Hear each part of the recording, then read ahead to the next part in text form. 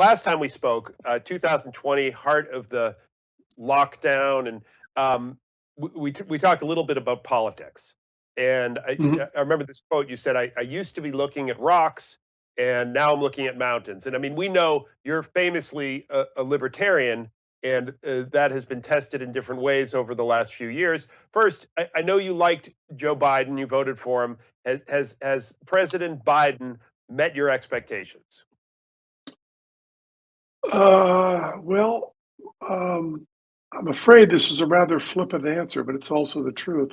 My expectations were he wouldn't be Trump, and he fulfilled those. Um, uh, I almost feel like it's a monkey paw deal. Penn. The good news is you're going to know a president fairly well. The bad news is it's going to be Trump. um, uh, it's I don't know how we get out of this. And I think that maybe somebody other than Biden could have pulled the country more together and stopped,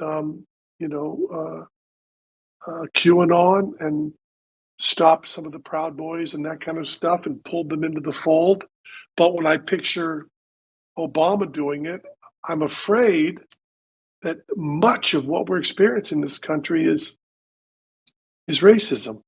And I don't even like to say that sentence because I'm one of the idiots who believe that there was a lot of racism, but we've gone over some sort of hump and that it did bend toward equality and the future was getting better. And I'm afraid that Trump in the aftermath has showed me that I was naive and ignorant. And I think that maybe someone like Obama, I don't mean because of his race, I don't mean anything else, would make it worse. So I think Biden is maybe doing as well as he can, but we're in and I'm someone who, whenever anybody brought up anything, I would say, Kent State, let's go back to the 70s. Let's go back to the Democratic Convention in 68. Let's go Watergate. Let's go Kent State. Military people are shooting students on campuses. You cannot tell me what we've experienced is worse than this. And when people would talk about George W. Bush being stupid and making bad decisions, I would go, Nixon went insane in office. We have not shut up.